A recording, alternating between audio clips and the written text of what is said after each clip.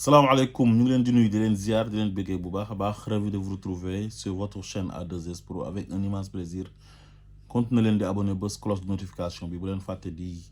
like waaye tamit di ko commenter ngir mu mën a sori dina ci am solo lool. Dañu bëggoon a wax sur le banditisme d'État et le banditisme judiciaire de Macky Sall, Antoine Diome, Ismaïla Madior Fall, procureur Amadou Diouf, procureur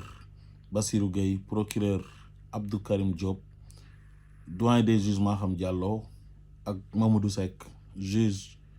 d'instruction ak ñi ànd ak ñoom ba ci Aïssata Tall Sall mi mujjee nekk ministre de la justice. Dama bëggoon a wax ci libération massive bu détenu politique yi nga xam ne ñoom ñoo doon fen di leen taqal loo xam ne dara du ci dëgg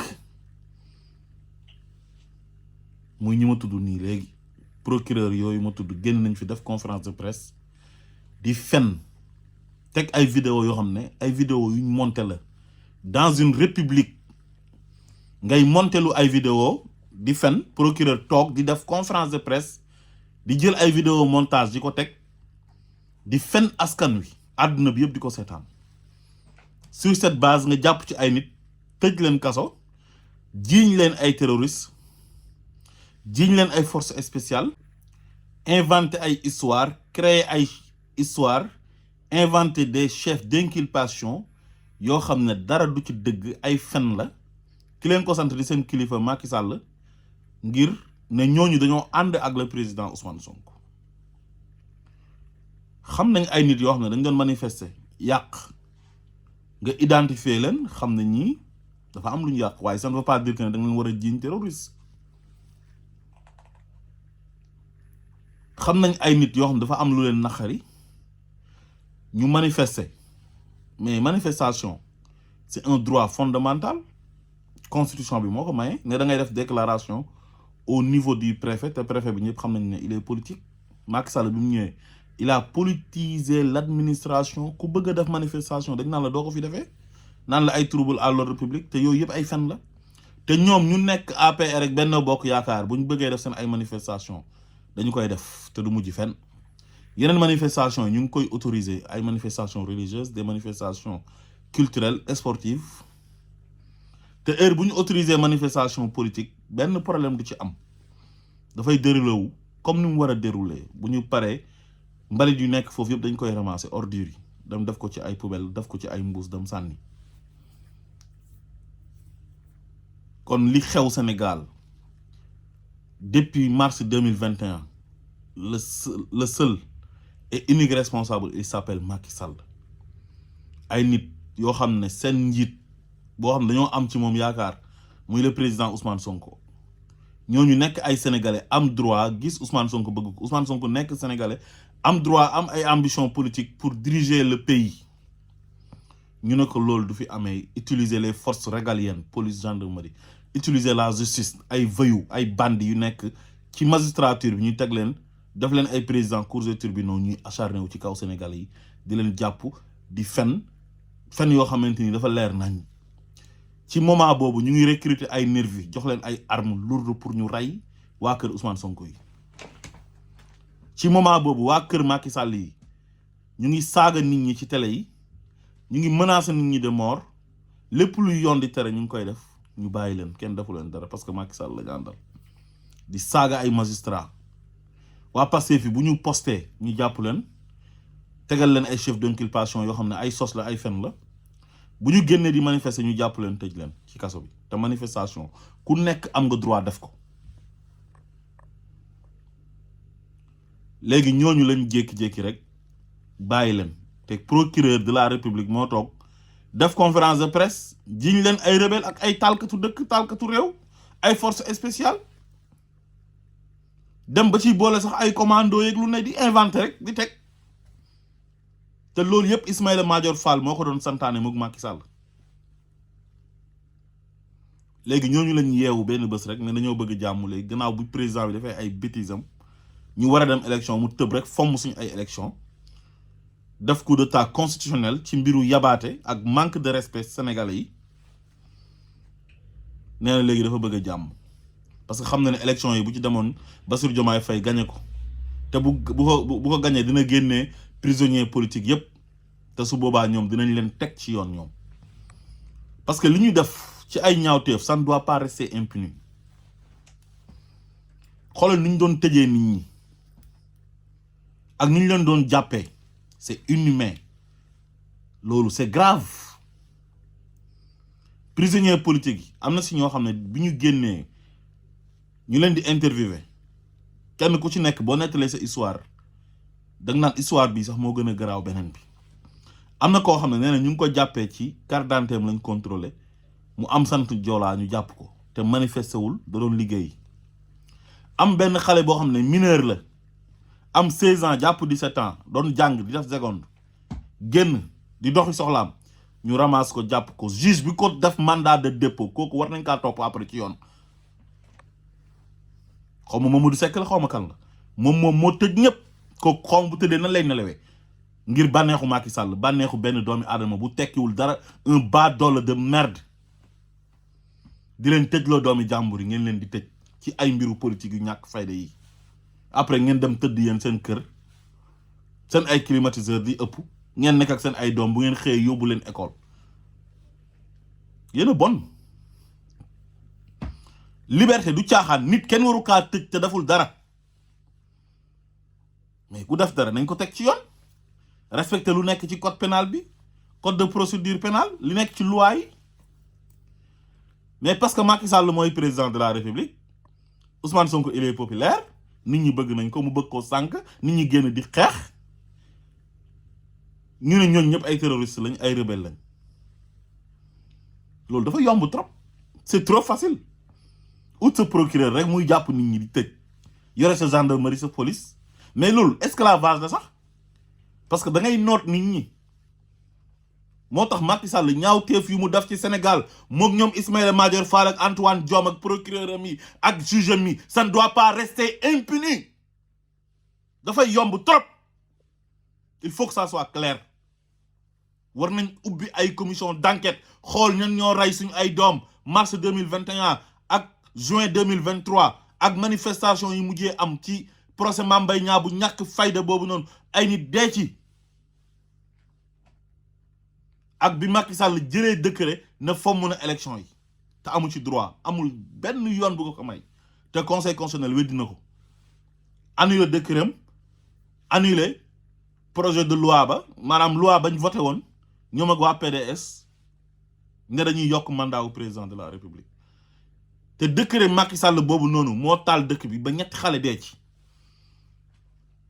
loolu tamit dafa war a leer il faut que ça soit clair ba tey ci ñu doon jàpp di leen tëj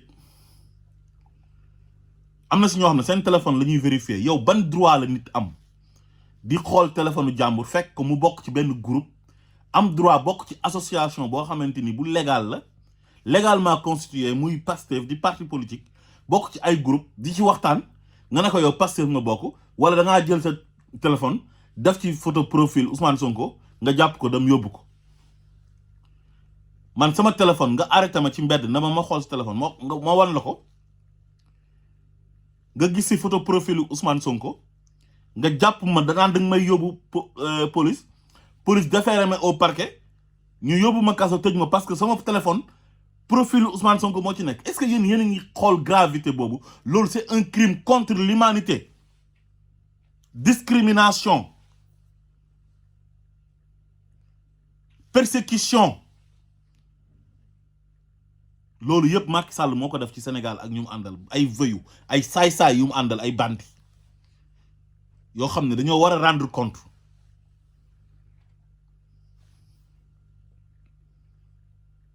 lan mooy ndeyu nit arrêté la di la laaj naan la ma xool sa téléphone man policier bu ma arrêté na ma xool sa téléphone du ma la ko jox joxuma la tous laa lay wax ci mbedd may dox nga arrêté ma na ma taxawal ma xool sa téléphone am nga droit def contrôle d'identité pièce d'identité mais je te donnerai pas mon téléphone du ma la jox tous li am Sénégal mook esclavage ba amoon suñu temps yi maam yi ay tubaab ñëw fekk leen ñu jàpp leen takk jaam yóbbu loolu moo gën a sax sedd li Macky Sall teg Sénégalais yi ci 12 ans yam yi rawatina ak deuxième mandat yam bi premier mandat bi sax tane woon na te lii yëpp lu ko waral terreur bi yëpp mooy bëggoon a napp Sénégalais yi intimider ñëpp semer la terreur jàpp ñëpp tëj tiital ñeneen ñi mën a éterniser au pouvoir jàpp Ousmane Sonko tëj tas parti ba jàpp ay nitam tëj jàpp ne après dina mën a éterniser au pouvoir est-ce que loolu nga def yi loolu yëpp ban njëriñ la amal fan nga mujjee ban résultat nga ci am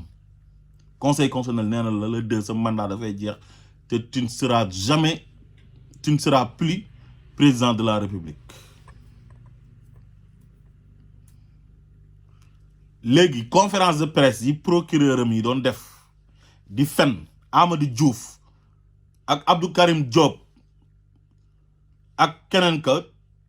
ki ñu jàppoon ki nga xam ne conseil supérieur de la magistrature Bakhoum ak Ibrahima Bakhoum nga xam ne conseil supérieur de la magistrature daf ko waxoon na ko yow amatoo droit ba ngay retraité am benn ndomba tànk ci magistrature bi justice amatoo fa droit nekk fa benn responsable parce que dañ ko jàppoon ci corruption moom it génnoon na def conférence de presse di fen waa génnaat leen nag ngeen def conférence de presse ngeen wax ñu lan moo tax ngeen libéré nit ñi ngeen doon wax ne ay rebelle lañ nit ñi ngeen doon wax ne dañuy taal réew mi génnaat leen ngir yàlla ngeen wax ñu ñooñu ngeen libéré lan moo tax ngeen libéré leen parce que defe naa ne rebelle ak terroriste force spéciale kenn du jékki-jékki rek bàyyi ko noonu mu dugg ci dëkk bi parce que kon waa dëkk ba nekkatuñ ci sécurité kon ça ne doit pas rester impuni c'est du banditisme d'État banditisme judiciaire torture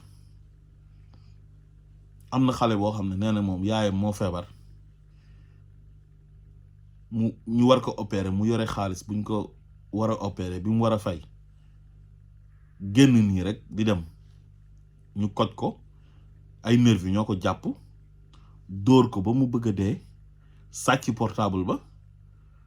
sàcc xaalis bi dem yóbbu ko police nationale ñu defeere ko kon nervi yi ñoom ñoo doon liggéey ak police ay nervi nga xam ne ils sont pas légaux président recruter leen utal leen ay armes dugal leen biir police ak gendarmerie ñuy jàpp ay nit mais lii bu dul crime contre l'humanité te dañ lay torturer tamit tekki mais lan lay doon lii moo tax dossier CPI bi maanaam lii dafa war a continuer Macky Sall li mu def ci ay ñaawteef ci Sénégal xawma moo ko tiital ba mu naan ay loi d'amnistie jékki-jékki fomm élection yi jàpp ne Diomaye da doon gagner directement premier tour parce que yoroon na ay sondage waaye loolu on s'en fout Ousmane Sonko du masa d'accord ci amnistie bu leen di satal parce que da ngeen def ay ñaawteef te wax na leen ne leen yéen a jàpp ay nit dugal leen ci kaso yi te defuñ dara kon bu ngeen leen di génnee leen te man bala ngeen a wax sama wax pour génnee ma yéen a ma fi dugaloon yéen a ma fi génnee leen xale yi ngeen jàppoon ba pare loolu dafa leer bu benn sénégalais nangu ñu fi voté loi d'amnistie seen comédien yaa ngi génn ñu yónnee leen ci plateau yi ñi di def ay conférence de presse naan ay duñ nangu loi d'amnistie jàpp ne loi d'amnistie bi Ousmane Sonko lay seetal Ousmane Sonko lu mu def nee nañ Ousmane Sonko moo woo xale yi ñu xeex waaye léegi bu ñu oowee même bu fekkoon moo leen oo ñu xeex oowu leen ñu xeex est-ce que bu ñu génnee di xeex dañ leen war a dóor bal ñu dee léegi man nan laay waxee nit na la ñëwal xeex te fekk yow bëggoo xeex nooy génne képp ku génn di xeex kañ yow dafa fekk nga bëgg ko mais Ousmane Sonko du la fekk sa biir kër ñëw na la kaay xeex ñi doon xeex dañ doon xeex pour la démocratie sénégalaise dañ doon xeex pour la justice dañ doon xeex bañ injustice bañ ku leen noot bañ ku noot seen leader mais gàmm boo gis dafa am ñoo xam dañuy gàmm am ñuy raas dem am na ñoo xam ne mën nañ cee rax di ci def loo xam ne bokku ci ñooñu bu ñu leen identifier mën nañ leen jàpp àtte leen teg leen ci yoon nag loolu mooy affaire bi waaye jàpp ay nit parce que ethnie bu ñu bokk fa la Ousmane Sonko bokk mais loolu mën na indi guerre ci dëkk jàpp ay nit parce que dafa bokk ci groupe Pastef lan moo tax du bokk ci groupe Pastef jàpp ay nit parce que dafa sol t-shirt Ousmane Sonko jàpp ay nit parce que dafa takk bracelet Ousmane Sonko jàpp ay nit parce que téléphone profil photo profil bi nekk ci téléphone am Ousmane Sonko la c'est de la discrimination mais c'est grave li xew maa ngi masawu ñi nga xam ne dee nañ ñëpp ci événement yi ñi nga xam ne tëj nañ leen parce que Ousmane Sonko lañu àndal te ñu am ci droit ñu génnewaat leen relâché leen maa ngi leen di masawu ñoom ñëpp que la justice soit faite fii amuñ dara lu ñu fi ragal ñun soxlawuñ amnistie ubbi leen gis nga président bu bees buy ñëw ay commission d'enquête na am voilà ñu xool statuer ñan ñoo rey ak ñan ñoo def ay ñaawteef ñu rey ñëpp ñoom Didier Badji ak Fulbert Sambou ak François Mancabou lépp dafa war a leer ak ñu disparaître yooyu yëpp dafa war a leer su fekkee loolu moo leen tiital di ngeen gën a tiit ñun on s'en fout fu ñu teg suñu tànk fa lañ koy teg il faut que la justice soit faite. Assalamu alaikum wa rahmatullah.